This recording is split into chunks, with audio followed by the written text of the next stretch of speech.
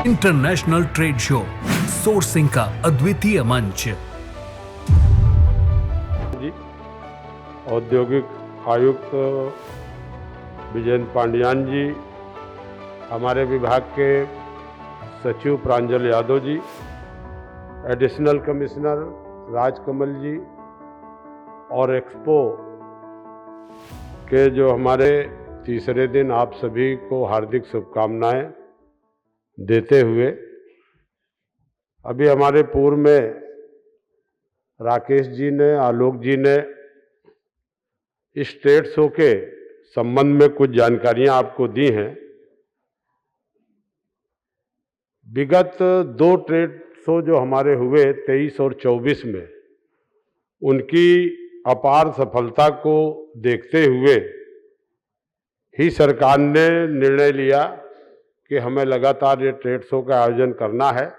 पहला trade show जो 21 सितंबर से 25 सितंबर 23 को यहाँ इसी स्थान पर चालू किया गया था। उस समय प्रथम संस्करण में 400 बायर्स ने प्रतिभाग किया। 70,000 से अधिक B2B, 2,37,000 से अधिक B2C के लोगों ने इस ट्रेड शो में आए। पिछले 24 में 25 से 29 सितंबर को जब ट्रेड शो का आयोजन किया गया, उस संस्करण में भी 1 लाख से अधिक B2B एवं 3 लाख से अधिक B2C का फुटफॉल हुआ। 350 से अधिक यहाँ पर बायर्स विदेशी आए लगातार। चूंकि और पिछले बार के जो आयोजन थे, बहुत लोग कहते थे पितरपक्ष है, खरीदारी लोग कम करते हैं, लेकिन इस बार नवरात्रि का ये त्यौहार है और इस बार के आयोजन में 80 से अधिक देशों के 500 से अधिक बायर्स का प्रतिभाग। यहाँ उद्यमियों के लिए अपार संभावनाएं, जो प्रदेश के MSME हैं, 96 लाख MSME, उनको अपार संभावनाएं B2B और B2C में लोगों को मिलेगा। 5 लाख से अधिक लोगों को आने की संभावनाएं हैं। 3 लाख विजिटर्स भी यहाँ पर संभावनाएं हैं। और इस बार पश्चिम एशिया, उत्तर अफ्रीका, यूरोप, स्वतंत्र देशों के संगठन, दक्षिण अफ्रीका के व्यापार के समझौते वाले देशों की तरफ भी हमारी सरकार का फोकस भी है। जैसा कि अभी आपको अवगत है कि इस बार रूस पार्टनर कंट्री के रूप में हमारे इस शो में सम्मिलित हो रहा है। इस आयोजन का जो कर्टन रेजर है, लोक भवन में माननीय मुख्यमंत्री जी के द्वारा किया गया था। और इस शो को देश भर के उद्यमियों को जोड़ने के लिए रोड शो के भी आयोजन पूरे देश में बंगलौर में किया गया, हैदराबाद में किया गया, मुंबई में और दिल्ली में अच्छे रोड शो हुए। और संबंधित जितने भी सेक्टर हैं, उनके इस शो में 2200 पंडाल यहाँ पर प्रदर्शनियाँ लगाई गई हैं, जो हमारे इसमें इस पूरे 5 दिन के इस कार्यक्रम में भाग लेंगे। कल माननीय प्रधानमंत्री जी इस कार्यक्रम का शुभारंभ करने आ रहे हैं। आप जानते हैं कि FIEO के सहयोग से क्रेता विक्रेता मीट का आयोजन भी किया जा रहा है, जिसके माध्यम से पूरे देश के क्रेताओं ने अपने उत्पाद के संबंध में विचार विमर्श करने का अवसर प्राप्त होगा। प्रदेश के उद्यमियों को नए बाजार में नई मार्केट तलाशने में भी उनको मदद मिलेगी। इस प्रकार की मीट से हमारे पूरे प्रदेश के जो MSME हैं, उनको एक नया बाजार यहाँ से मिलेगा। प्रदेश के निर्यातकों को, इन्वेस्टर्स को, तकनीकी संस्थान, ODOP उद्यमी, महिला उद्यमी, युवा उद्यमी, सरकारी विभाग के जितने भी आयोजन हैं, इनमें प्रतिभाग किया जा रहा है। इस आयोजन से प्रत्येक छोटे उद्यमियों को ग्लोबल एक्सपोजर भी मिलेगा और तमाम सारे प्रदेश की जो हमारी 30 सेक्टर की नीतियां हैं, उनको भी जानने का अवसर, और देश दुनिया के तमाम क्रेता विक्रेता आपस में रूबरू होंगे।